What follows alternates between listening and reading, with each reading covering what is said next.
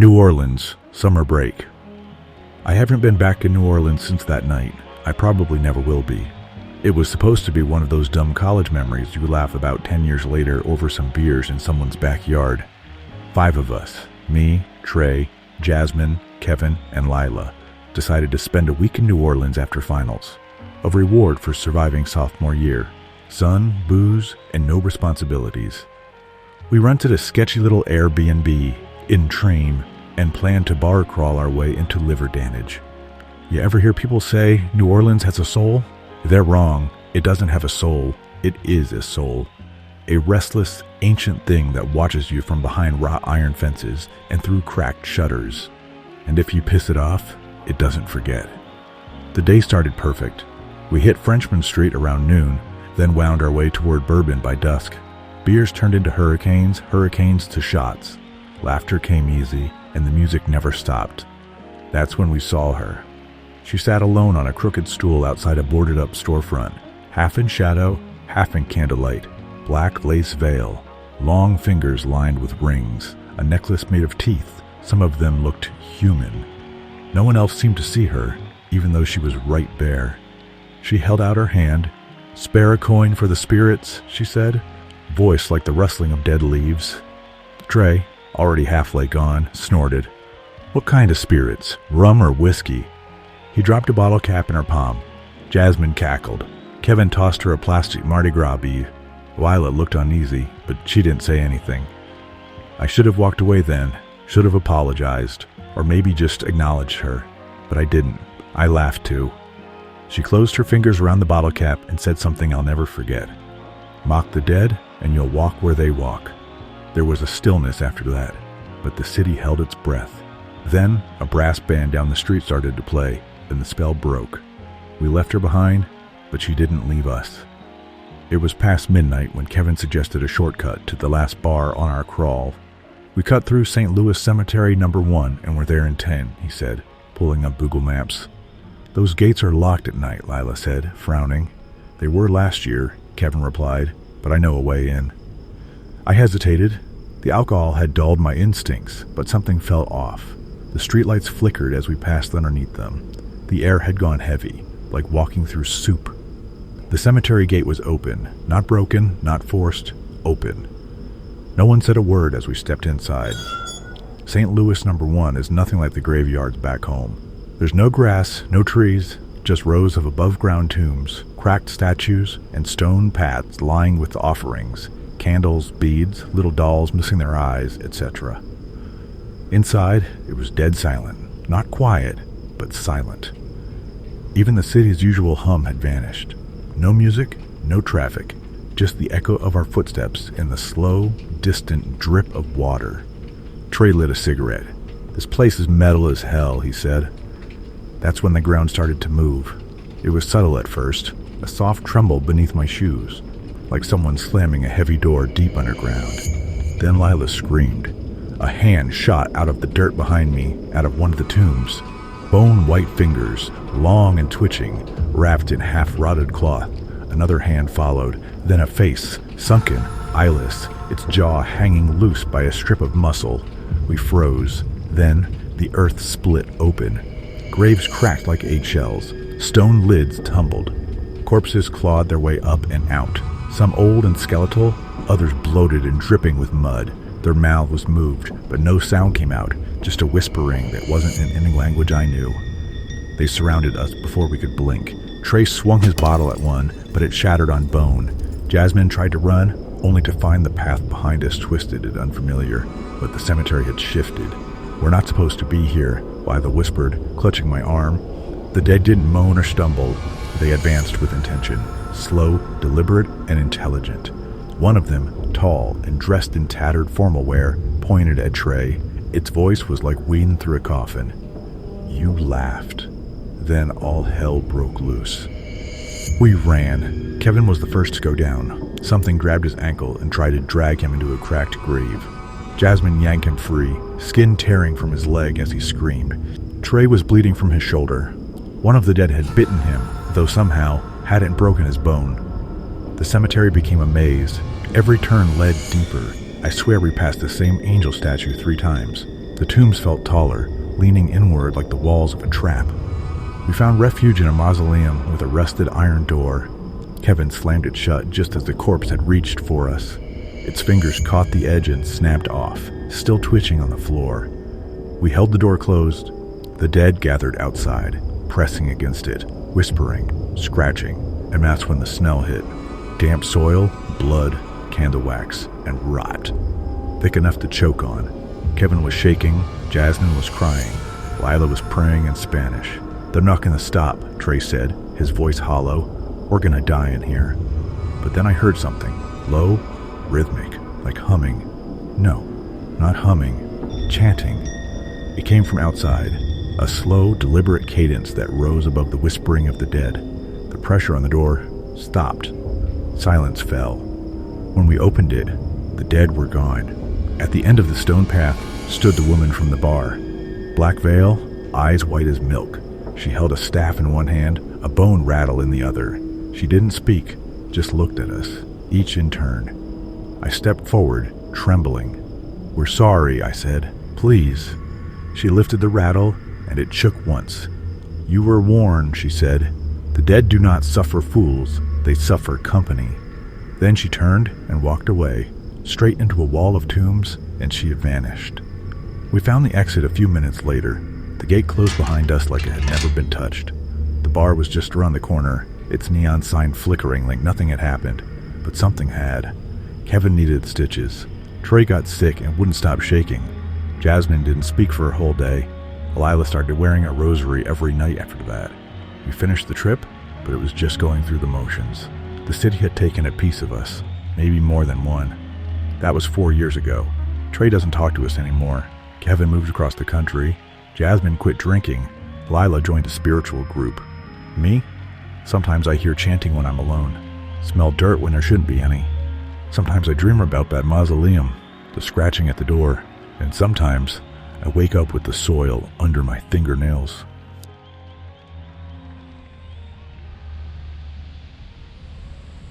People don't think of Delaware when they think of horror. I sure didn't.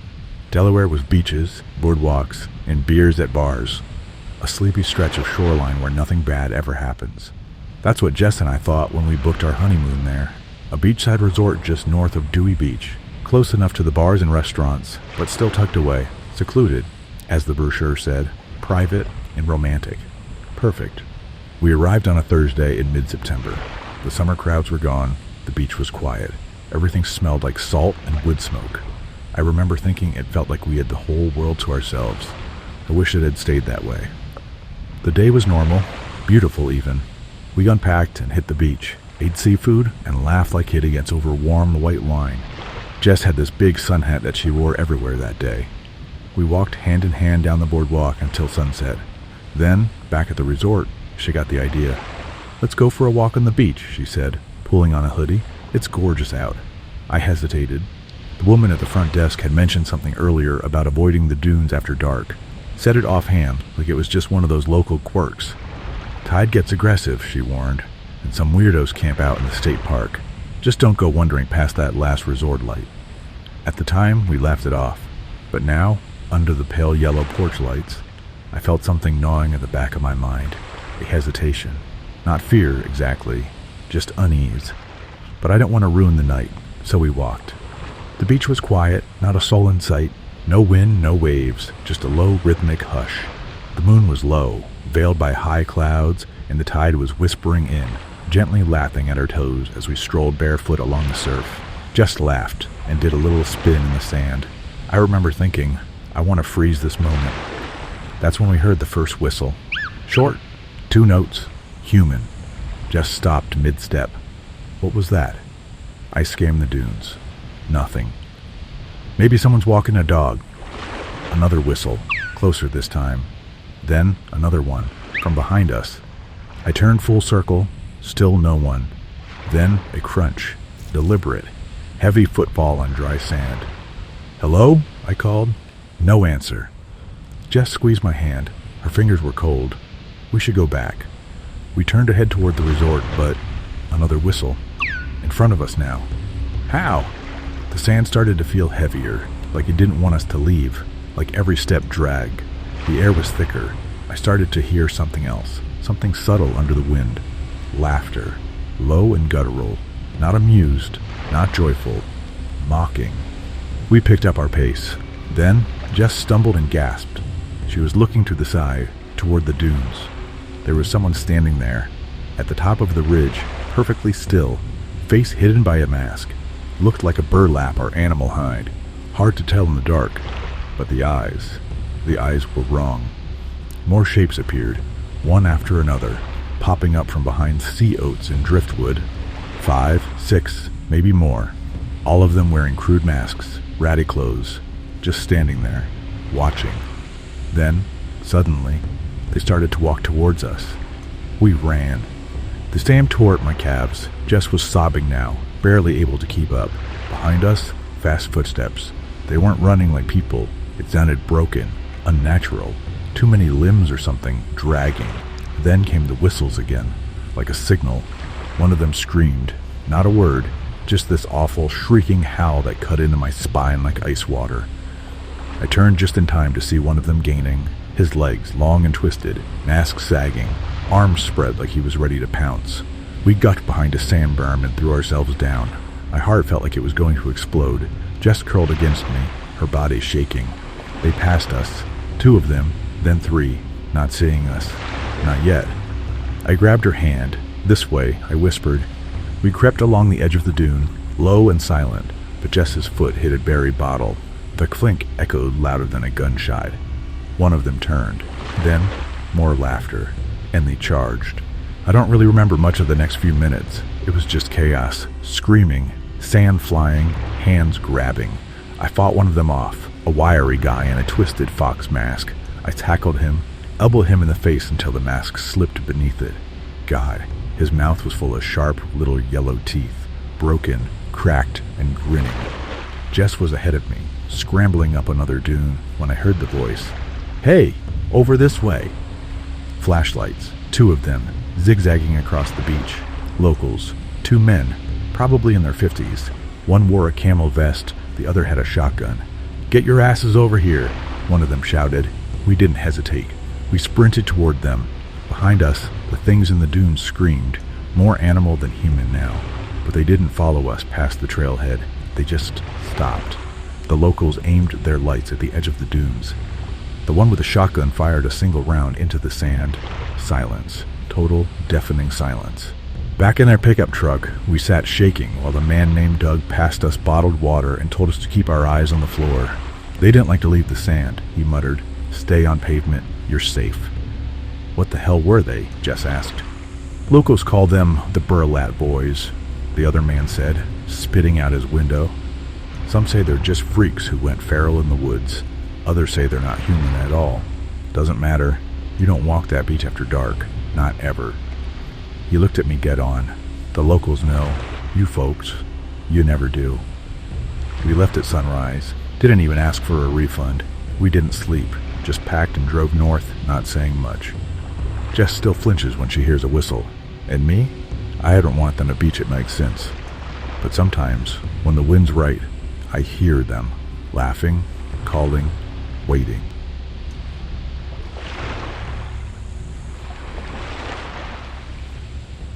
I was 25 the summer we went to Kill Devil Hills, North Carolina. My parents had rented a beach house for the week. One of those pastel-painted things on stilts, with peeling wooden steps and sea air that clung to everything, even your bones. My sister Emma had just graduated college, so this was supposed to be our little family hurrah. One last vacation before adulthood grabbed us all by the throat.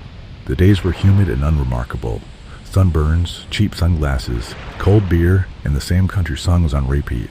But that night is a scar I carry in a place no doctor can reach. It was just after 10 p.m. The air had cooled enough to tempt us out of the house for a walk. The moon was full, huge, like a hole punched through the sky, leaking silver across the waves. The 4 of us decided to head down the beach towards the boardwalk. Just a slow stroll, barefoot in the sand, our feet sinking with every step. Dad had a flashlight, though he barely used it. The moon did more than enough. We were maybe a mile down when we saw it. At first, I thought it was a ship, way out there on the horizon, but then I realized the horizon itself had changed. It wasn't flat anymore. There was a shape rising out of the water, black against the starlight. Not a ship, not a whale. It was taller than either. It just stood there, silent and still. It didn't bob with the waves. It didn't move like anything alive. "Do you guys see that?" Emma asked. "I do," Mom said, quiet. She was gripping Dad's arm like something bad had already happened. It was hard to measure the scale from that distance, but I knew, deep down, that this thing was massive, towering, biblical. That was the word that hit me, uninvited and clear. Biblical. The sea around it was churning like it hated the thing, or feared it. The waves pulsed out from its base like a heartbeat, and then it started moving. Not quickly, not violently, but straight toward shore. We stopped walking. My dad raised the flashlight and aimed it toward the water. The beam didn't even reach halfway. The ocean seemed to just swallow the light. The shape was closer now. Imagine the silhouette of a cathedral, built wrong, warped and weeping from the sides. No detail, just a black form blotting out stars, steadily growing. There were parts of it that glistened, as if wet, or breathing. I didn't know how to explain what it felt like to watch that thing come closer. My ears were ringing, but the night was still. I couldn't hear waves anymore, just that high, keening tone in my skull, like something inside me was being peeled open. "I think we need to go," my mom said, but her voice was thin, useless, like she didn't believe we could leave. That's when the smell hit us. Salt, yeah, but not just salt. Something older, something wrong. It was like blood and copper, like 1,000 fish had rotted in the sun and been vomited into the sea. I turned to look at Emma. Her face was pale, mouth open. Her eyes were locked on the thing. It had arms, not human arms, not even tentacles, but limbs, tendrils, shapes that broke the water and reached toward the sky, as if stretching after something unseen, slowly undulating. Too slow to be real. One of them reached high enough to brush a cloud. I swear it did. Then the lights on the boardwalk flickered. All of them. Just a quick pulse, off, then on. But it was like the whole island exhaled, and from the shape we heard a sound. Low, too deep to be real. Not a roar, not a scream. Something more like a note, held impossibly long, a sound that went straight into the pit of your stomach and curdled everything in it. And that was it. That broke us. We ran. We didn't even speak. Just turned and ran like our lives depended on it, because maybe they did. I don't remember how far we went or how long. I just know the sound faded behind us. That deep note held long and low, like a choir of dying gods whispering beneath the waves. When we finally made it back to the house, we locked every door and turned off all the lights, sat in silence, didn't even speak until morning. No one else seemed to have seen it. No news reports, no social media buzz, nothing. But that next morning, when I walked down to the beach by myself, there were fish scattered everywhere. Hundreds, dead, eyes popped, bodies bloated, as if something had pushed them onto the shore in a rush of terror. I'd never been back. Emma doesn't talk about it. My mom avoids the ocean entirely now. My dad claims he doesn't remember much, but I've seen the way his hands shake when he sees the tide rolling in on TV. Whatever we saw that night wasn't meant for us. It was something old, something that had waited, forgotten, in the deepest part of the sea, waiting for something or someone. And the worst part, it saw us too.